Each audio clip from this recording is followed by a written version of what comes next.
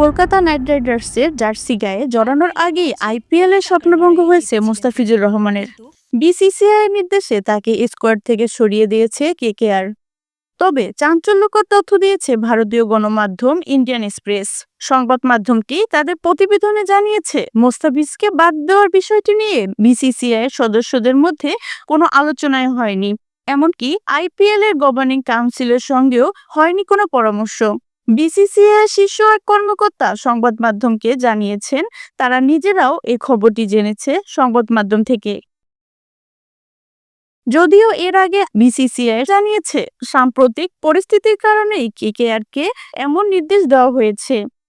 এবার নিলামের রেকর্ডে 9 কোটি 20 লাখ রুপিতে মোস্তাফিজকে দলে ভিড়িয়েছিলেন কলকাতা। তবে নিরাপত্তা শঙ্কায় বাংলাদেশ টি-20 বিশ্বকাপ খেলতে ভারত না যাওয়ার সিদ্ধান্তের পরই পাল্টে যায় দৃশ্যপট।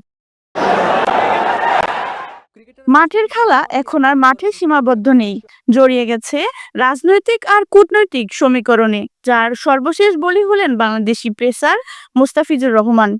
ডেস্ক রিপোর্ট, বিপ্লবী বার্তা।